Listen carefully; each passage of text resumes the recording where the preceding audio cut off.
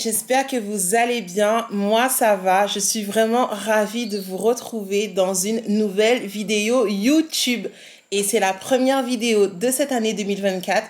Et je profite de cette vidéo pour vous souhaiter à toutes et à tous une très bonne année et surtout une bonne année en Jésus.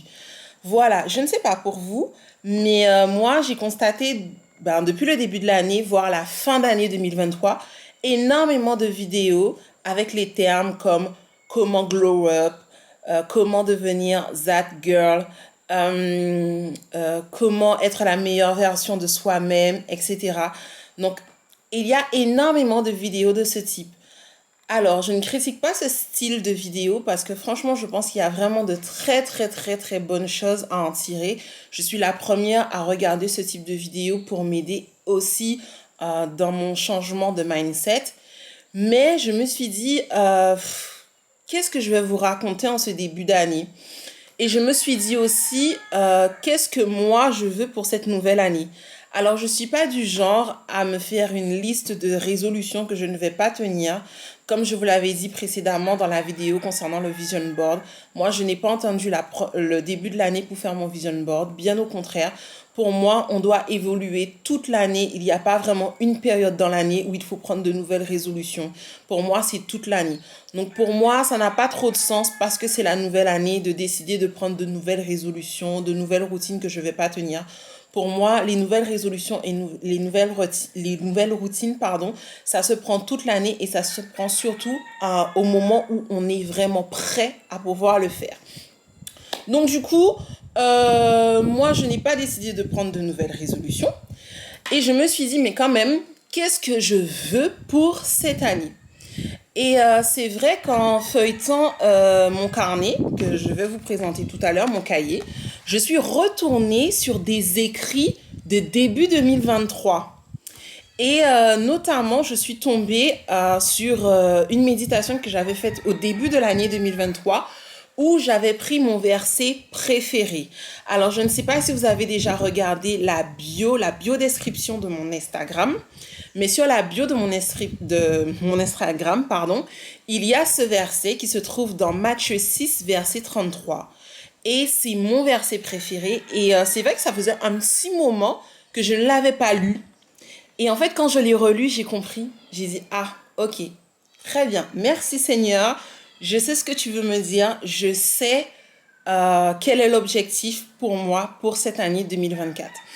Et donc, Matthieu 6, verset 33, je vous invite à prendre votre Bible, nous dit, « Cherchez premièrement le royaume des cieux et toute chose vous sera donnée par-dessus tout. » Je reprends. « Cherchez premièrement le royaume des cieux et toute chose vous sera donnée par-dessus tout. » Franchement, quand j'ai relu ce verset-là que je connais par cœur, puisque c'est mon verset préféré, je me suis dit, mais en fait, pourquoi je me suis mise à réfléchir qu'est-ce que je veux pour cette année 2024 ? C'est simple, en fait. Dieu nous a dit très clairement ce qu'il faut faire, en fait. Et pour cette année 2024, j'ai décidé vraiment de rechercher Dieu encore et encore plus. Et lui-même, il l'a dit que si on le cherche, et si on le cherche sincèrement, si on recherche son royaume, toutes les autres choses nous seront données par-dessus. Et donc, si en ce moment, vous êtes dans une situation difficile, vous ne savez pas quoi faire de votre vie, vous ne savez pas quelle décision prendre pour votre vie, vous avez des soucis professionnels, vous avez des soucis financiers, vous avez des soucis relationnels. Enfin, si vous êtes vraiment perdu, moi, je vous invite à prendre ce verset et à le chérir. Et en fait, à vous tourner simplement vers Dieu et à vous dire que toutes les autres choses que vous n'avez pas, dont vous ne maîtrisez pas, Dieu s'en charge en fait. Et il va vous le donner.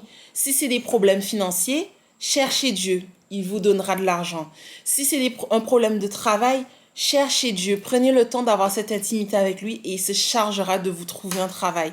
Si c'est un business, un projet que vous voulez lancer durant l'année 2024, mettez Dieu d'abord en premier et votre business, vous allez voir, ça va marcher.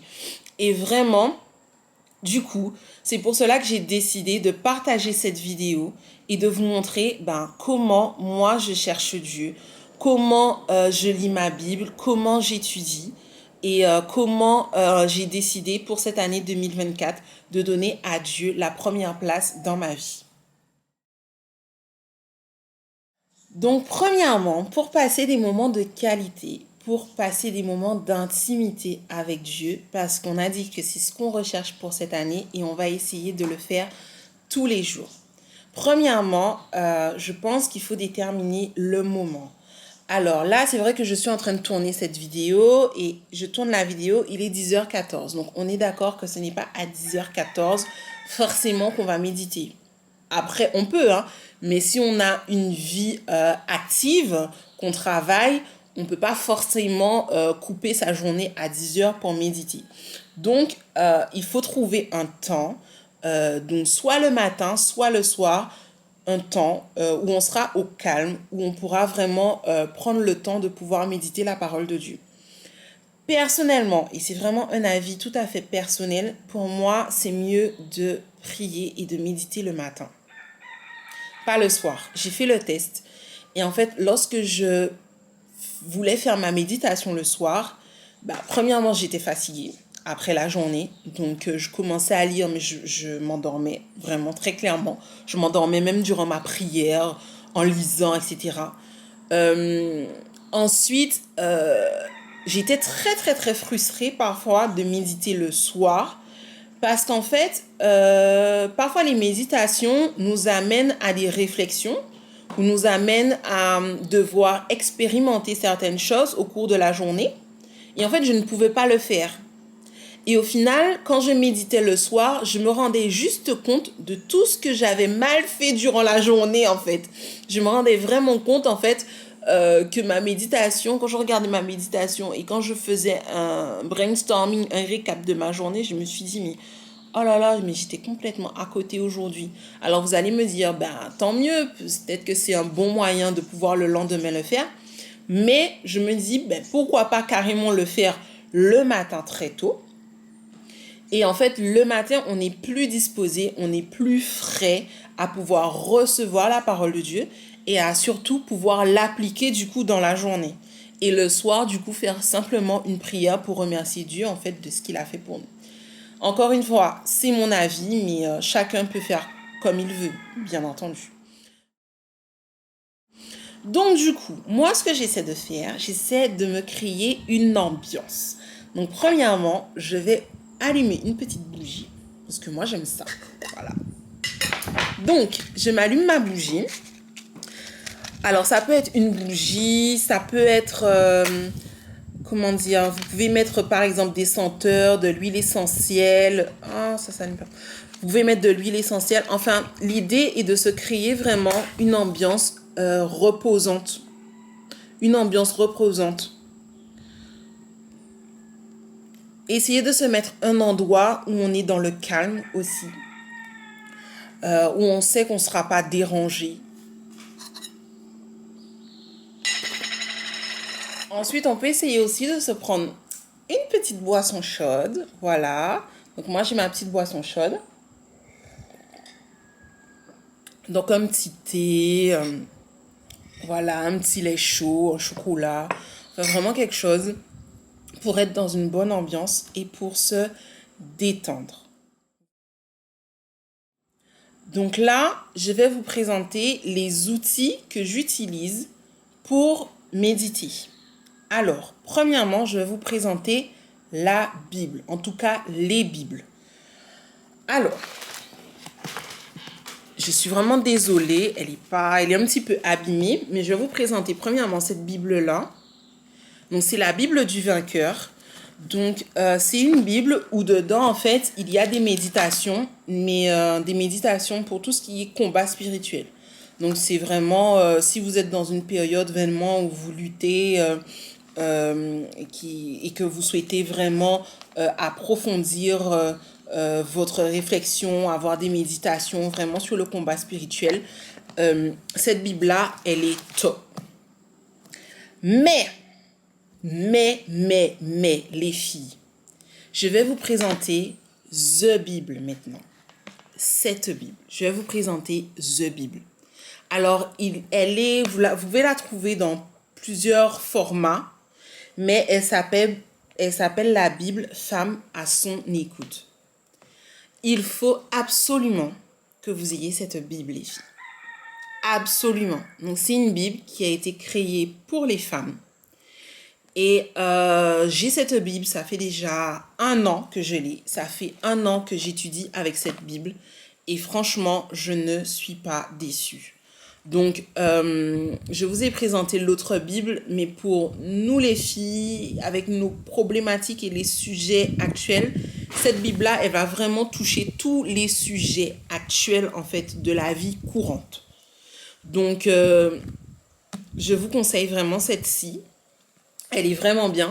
Et du coup, j'utilise encore une autre Bible. Donc, c'est la Bible pour la femme. Mais je vais vous expliquer tout à l'heure pourquoi, du coup, j'ai 2 Bibles.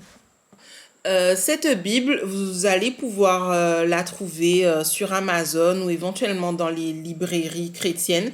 Je ne sais pas si en Guadeloupe, on la vend. En tout cas, moi, je ne l'ai pas trouvée en Guadeloupe. Je l'ai trouvée en Martinique. Pourquoi j'affectionne énormément cette Bible? Parce qu'en fait, elle traite de sujets d'actualité qui nous concernent, nous les femmes, mais aussi on peut partager certains sujets aussi avec notre mari, conjoint, compagnon, fiancé, etc. Elle est vraiment bien, cette Bible, parce qu'en fait, je vais vous la présenter rapidement. Dans cette Bible, comme je vous ai dit, elle a des thématiques, en fait. Par exemple, vous avez des thématiques sur l'amitié, sur l'art d'être parent. Vous avez des thématiques de sujets d'intérêt personnel. Donc, je peux prendre un exemple. Dans les sujets d'intérêt personnel, vous avez peut-être la question qui est la suivante. Que puis-je faire quand j'ai blessé quelqu'un? Et en fait, quand vous avez des questions, vous avez tous les versets qui sont en rapport avec la question posée. Et ces versets-là vous emmènent en fait à une réflexion. Voilà. Donc, c'est vraiment génial. Et donc, je continue encore les thématiques pour tout vous présenter. Vous avez des thématiques pour les célibataires. Vous avez une thématique sur la vie spirituelle. Vous avez une thématique sur le milieu du travail. Vous avez une thématique normalement aussi sur le couple. Je ne l'ai pas dit, mais une thématique aussi sur le couple. Donc, lorsque j'ai étudié cette Bible, je me suis dit, et c'est là où j'ai vu qu'en fait, c'est bien que parfois on lit des livres, on utilise des livres pour nous aider sur différents sujets. Mais en fait, la Bible traite de tous les sujets. Tous les sujets. Et il y a des sujets que j'aurais même pas pensé trouver des réponses en fait dans la Bible. Et ce qu'il y a de bien dans cette Bible-là, c'est-à-dire qu'il y a plein de questionnements, des questions qu'on peut se poser, nous, en tant que femmes, futures mariées, en tant que femmes célibataires ou femmes mariées ou femmes avec des enfants, etc. Donc, il y a plein de questions, en fait, qu'on se pose dans notre vie. Et en fait, elle nous donne tous les versets qui sont en rapport et qui répondent à cette problématique-là. Je prends un exemple. Comment savoir quelles sont les dépenses? Alors, comment savoir quelles dépenses sont légitimes et lesquelles sont excessives? Donc là, c'est sur la partie financière. Un autre exemple encore. Je combats contre la dépression et je me sens si solitaire. Dieu s'en soucie-t-il? Une autre question. J'ai été victime d'abus sexuels. Comment surmonter ce traumatisme? Donc ensuite, je continue d'autres thématiques. Donc il y a « Je voudrais tant avoir des enfants, Dieu réalisera-t-il mon rêve un jour ?» Ensuite, il y a « Je suis moins amoureuse de mon mari et je suis tentée d'avoir une liaison. Où serait le mal ?» Point d'interrogation. Comment puis-je empêcher les problèmes financiers de devenir des pierres d'achoppement dans mon mariage? Quoi d'autre? Comment dire la vérité avec amour à mon ami et conserver son amitié? Franchement, quelles sont les bonnes marques d'une bonne amitié? Comment puis-je avoir de saines amitiés avec des hommes? Comment savoir si une amitié est malsaine? Enfin, franchement, là, je vous cite quelques-uns comme ça que je prends à la volée. Mais vous voyez le panel, en fait, d'interrogations qu'on se pose peut-être réellement comme question. Ce sont vraiment des choses qui nous touchent personnellement. Et il y a la solution dans la Bible. Et franchement, c'est... Il nous faut cette Bible, les filles. Il vous faut cette Bible. Là, pour l'année 2024, achetez la Bible Femme à son écoute. S'il vous plaît. S'il vous plaît, achetez-la. Ensuite, donc là, je vous ai présenté les thématiques avec les questions et les versets. Ensuite, dans la Bible en elle-même, dans la Bible, donc vous aurez des petites méditations. Je ne sais pas si on voit bien. Donc, un peu partout dans la Bible, vous allez avoir des petites méditations qui traitent encore de ces mêmes sujets d'actualité. Et donc, là, vous allez avoir la petite méditation. Ensuite, vous allez avoir le verset phare. Et à la fin, vous allez avoir le défi du jour. Voilà, à réaliser.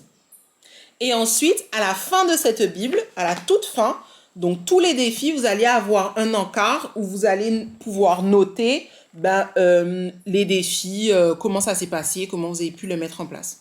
Donc, franchement, elle est complète. Elle est complète, la Bible.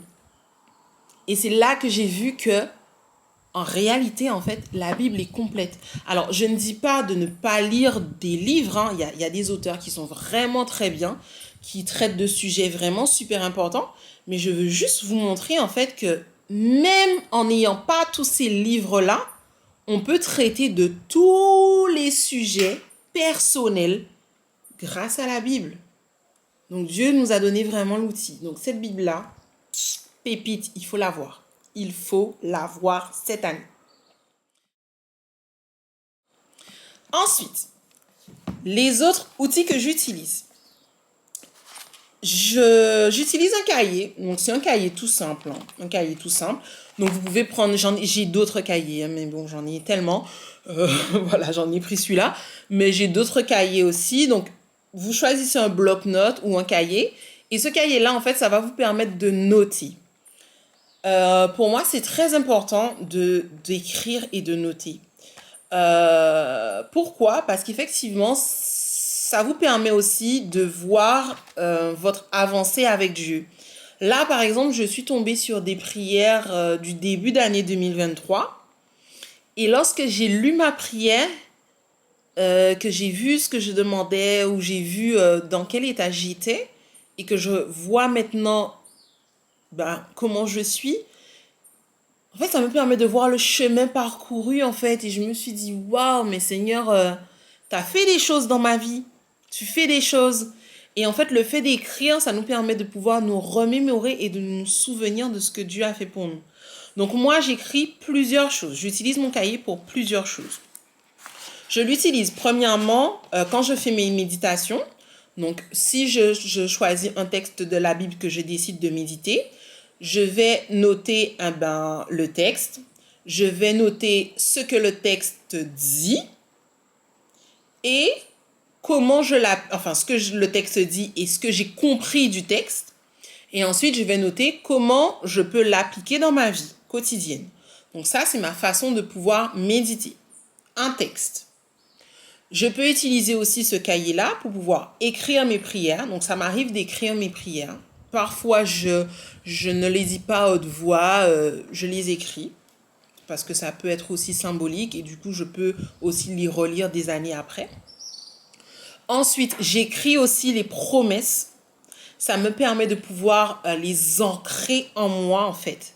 Et lorsque je suis découragée, etc., je relis ces promesses et je les proclame.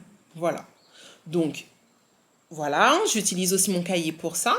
Et j'utilise aussi mon cahier pour tout ce qui est réflexion, questionnement, ou éventuellement, je peux écrire en fait des actions de grâce. En fait, remercier Dieu pour ce qu'il a fait pour moi.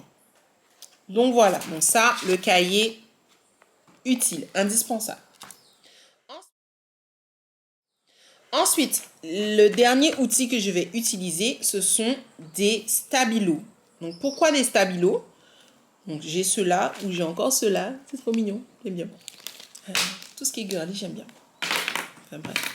Des stabilos et des post-it. Alors, les stabilos, pourquoi? Pourquoi? Parce qu'en fait, ça me permet de pouvoir surligner dans la Bible les versets que j'ai étudiés, les versets qui pour moi sont importants, qui pour moi ont un impact, et les versets que j'aurais aimé retrouver facilement. J'aurais pu prendre un seul stabilo d'une seule couleur, mais volontairement, j'ai choisi plusieurs couleurs parce que j'ai décidé de faire des codes couleurs selon les versets de la Bible. Voilà. Donc, là, au début de mon cahier, j'ai créé mes codes couleurs. Donc, je ne sais pas si vous allez voir, mais je vais lire pour vous. Donc, tous les versets que je surligne en vert, ce sont les commandements de Dieu, les ordres et les conseils. Donc, quand j'ai un verset où Dieu donne un ordre sur quelque chose, un commandement ou un conseil, je le surligne en vert. Tout ce qui est promesse, donc ce sont les promesses de Dieu pour nous, je le surligne en violet. Et tout ce qui concerne le caractère de Dieu et son amour pour nous, je le surligne en rose. Et donc, pourquoi j'utilise deux Bibles? Je ne sais pas si je vous l'ai dit, mais au début, je vous avais dit que j'utilisais deux Bibles. Donc, j'utilise une autre Bible qui est plus simple. Donc, elle s'appelle la Bible pour la femme. Parce qu'en fait, c'est dans cette Bible-là que je vais surligner, en fait. Alors, j'essaie de vous montrer. Je vous donne un petit exemple. Par exemple, vous voyez, là, j'ai surligné avec mes codes couleurs. Et en fait, c'est dans cette Bible que je surligne. Vous allez me dire pourquoi pas dans celle-ci. Parce que celle-ci, tout simplement, les pages sont ultra fines. Et comme je la chouchoute, cette Bible, c'est ma Bible chouchou, que je ne veux pas l'abîmer et que les pages sont ultra fines, je sais que quand je vais surligner, en fait, ça va dégorger de l'autre côté. Donc, c'est tout bête, hein, et c'est pour ça que je ne surligne pas dans cette Bible, parce que je la chéris trop. Du coup, je fais dans celle-ci, voilà. Et donc, du coup, comme je vous ai expliqué, hein, donc vous voyez, hein, on voit un peu dans celle-ci, elle est vraiment, c'est vraiment mon outil d'étude. Donc, je surligne du coup là-dessus. Donc voilà, je vous ai présenté un petit peu tout ce que je sais et les outils que j'utilise. Bien sûr, vous pouvez aussi accompagner tout ça de méditation. Donc, je fais aussi parfois des méditations sur la Bible. Donc, effectivement, je pense que la plupart des gens connaissent. Hein, il y a des plans, en fait, sur la Bible qui sont très intéressants, sur des thématiques. Donc, du coup, c'est possible aussi de faire des plans de prière sur l'application de la Bible. Voilà. Donc, mon souhait pour vous, je ne sais pas ce que vous en pensez, mais ce serait bien d'essayer de mettre en place une routine d'intimité avec Dieu. On dit généralement que quand on fait une action 21 fois, ça devient une habitude. Donc, je me suis dit, et si on se testait ensemble, durant le mois de janvier, on essaie tous les jours de prendre un temps pour pouvoir méditer la parole de Dieu, pour pouvoir prier et pour vraiment prendre le temps en fait de passer du temps avec Dieu. Et même si ce n'est pas de la même manière que moi, hein, ça peut être d'une autre façon, mais en tout cas d'essayer vraiment de le faire quotidiennement. Avant de finir cette vidéo, en tout cas, j'espère qu'elle vous a plu et on se retrouve la semaine prochaine pour une autre vidéo. Mais avant, je souhaiterais vous dire quelle est la personne qui a gagné lors de la vidéo précédente au petit jeu. Voilà, le petit jeu pour recevoir son petit cadeau. Donc, c'était soit un cœur jaune pour avoir le cadeau jaune, soit un cœur blanc pour avoir le cadeau blanc. Voilà, donc j'ai filmé le tirage au sort de ce petit jeu concours dans mon weekly vlog qui va sortir soit dans une semaine, soit dans 2 semaines. Mais je me suis dit que j'allais pas vous faire patienter aussi longtemps pour savoir qui a trouvé son cadeau. Et moi-même, j'avais hâte aussi de pouvoir remettre à cette personne son cadeau. Donc, je vais vous mettre tout de suite la vidéo, le court extrait de la vidéo du tirage de cette fameuse personne qui a gagné. En tout cas, je remercie cette personne déjà d'avance d'avoir participé. Voilà, et je prends contact avec elle très rapidement. Dès que cette vidéo sort, je prends contact avec toi pour que tu puisses récupérer ton cadeau. Voilà, en tout cas, n'hésitez pas à me faire des commentaires si vous avez apprécié cette vidéo. Je suis disponible éventuellement si vous voulez échanger et discuter concernant cette Bible. Franchement, si vous n'arrivez pas à la trouver, si vous voulez être sûr d'avoir trouvé la Bible en question que je parle, voilà, n'hésitez pas. Et si vous voulez même échanger et discuter sur les différents sujets qu'il y a là-dedans, franchement, je me ferai un réel plaisir de partager avec vous tout cela. Voilà, en tout cas, je vous embrasse et on se retrouve très bientôt pour une nouvelle vidéo. Bisous!